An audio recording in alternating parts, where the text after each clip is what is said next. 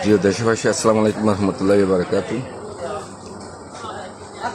বর্তমান আমাদের ব্যবসা বাণিজ্য তো সিজন অবশ্যই খারাপ। এই সিজনটাতে আমাদের ব্যবসা বাণিজ্য একটু কমই হয়, আমাদের একটু বেশি কম হচ্ছে। যা হোক, ব্যবসা কম হওয়াতে বসে বসে কী করব, মাঝে মধ্যে কিছু ভাবনা আসে যায়। তার মধ্যে দু একটা দেশের ভাবনা নিয়ে দু একটা কথা বলতে চাচ্ছি।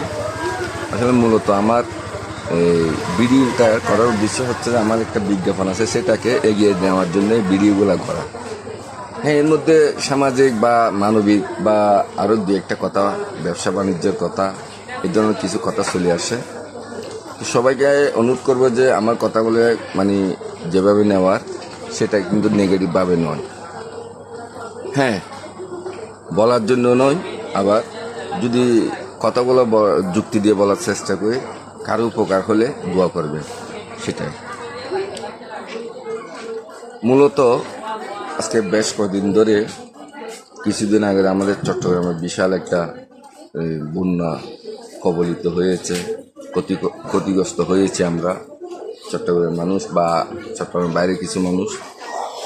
তো ইনশাল্লাহ এখন আপাতত আমরা মোটামুটি বন্যাতে কাটিয়ে ওঠার চেষ্টা করে যাচ্ছি। সব দিক থেকে ত্রাণ এবং সাহায্য যারা নিয়ে আসছেন তাদেরকে জানাই, তাদের কাছে আমরা কৃতজ্ঞতা জানাই। আরেকটা কথা হচ্ছে যে আমাদের সমাজ ছোটোবেলা থেকে আমরা বড় হতে দেখে আসতেছি, বিশেষ করে মাদক এবং সন্ত্রাস, অসামাজিক কাজকর্ম নিয়ে দু একটা কথা বলার চেষ্টা করবো এই মুহূর্তে। ছোটোবেলায় দেখতাম বাংলা মদ মাদক হিসেবে ব্যবহার হতো। 2000 আগের পরে দেখতাম ফেন্সিডাইল নামের সমাজে অনেকে এগুলা যারা মাদক সেবন করে তাদের মধ্যে পত্রপত্রিকায় দেখতাম। এখন দেখা যাচ্ছে কি নাকি বাবা। তো বাবা আসলে এটা নামটা কে রাখছে জানি না, হাস্যকর একটা বিষয়। কিন্তু আমাদের পরিবারের যে ছোট ছোট বাচ্চারা আছে, যারা আগামীর যে জেনারেশন, সেটা আমাদের অবস্থা থেকে যেটুকু উপলব্ধি করলে দেখতে পাচ্ছি, প্রতিটা ঘরের আঙ্গিনায় এই বাবাটা পৌঁছে যাচ্ছে। প্রতিটা ঘরের পাকঘরে, আমি সামনের ঘরে বলবো না, পাকঘরে চলে যাচ্ছে। এমনকি এটা কিভাবে এখানে, এটা তো আসলে আমাদের বাংলাদেশে সম্ভবত বাংলাদেশে তৈরি হয় না, এই যে এটা দেখলাম, তো এটা বাইরের থেকে এই দেশে আসে।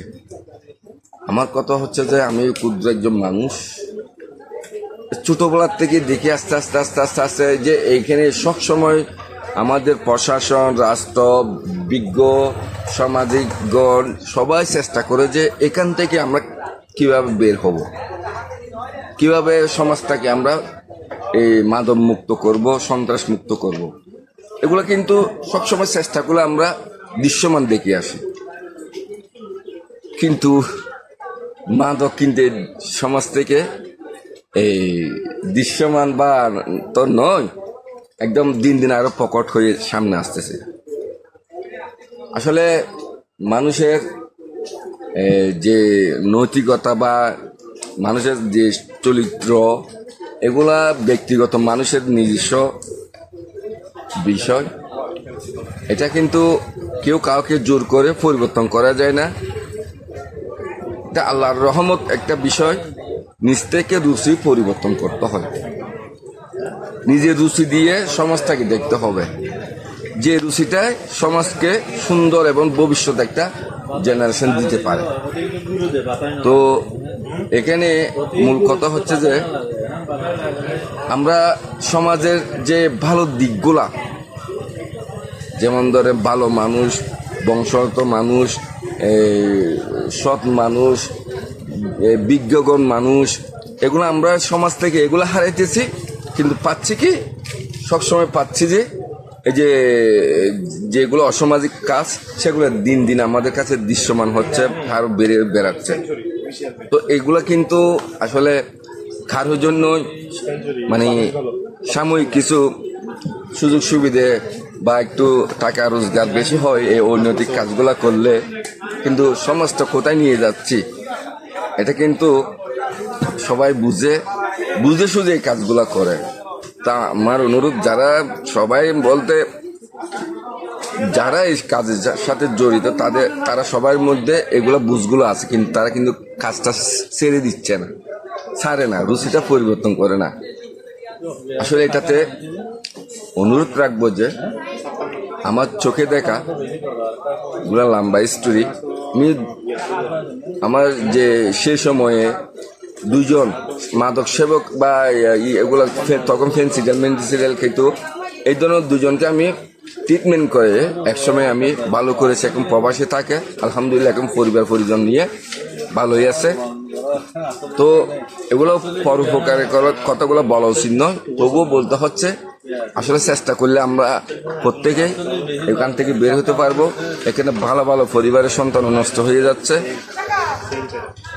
আসলে এই জন্য আমরা আজকে ঐতিহ্য হারাচ্ছি, আমাদের পূর্বপুরুষের ঐতিহ্য যেগুলো ছিল আমাদের সমাজে সেগুলো হারাতে যাচ্ছি। এখানে সরকার তো সরকার আসবে যাবে, কিন্তু আমাদের নিজের অবস্থান থেকে যদি আমরা পরিবর্তন না করি, আমরা রুচি পরিবর্তন না করি, এখানে সরকার বলেন, প্রশাসন বলেন, এলাকা ভিত্তিক যারা এলাকা নিয়ন্ত্রণ করে, সমাজ নিয়ন্ত্রণ করে, তিনাদের কাছ থেকে এটা আন্তরিকতা একদম মানে হৃৎপিণ্ড থেকে এই জিনিসটা সৃষ্টি করতে হবে যে আমরা এটাকে প্রতিহত করব। সেই ধরনের যদি মন মানসিকতা আসে, এটার জন্য আমরা কথা বলবো। না হয় এভাবে সারা জীবন শুধু কি মডেল চেঞ্জ হবে। একসময় দেখতাম বাংলা মত, এখন আর সময় দেখছি ফেন্সিডেল, এখন দেখতেছি বাবা। তো এগুলা শুধু মডেল হয়ে আসবে, বাট নির্মূল হবে না এভাবে হলে। আমি সরকারের চেষ্টা করে যাচ্ছে, সরকারকে সহযোগিতা করার জন্য মূল এই ভিডিওটা করলাম। সরকারে এখন আন্তরিক। আমি লাস্ট একটা কথা বলি, বর্তমানে আমাদের ভারপ্রাপ্ত রাষ্ট্রপতি, মহামান্য রাষ্ট্রপতি, বীর মুক্তিযোদ্ধা জনাব হাফেজ সাহেব যে একটা কথা বললো মিডিয়ার মাধ্যমে,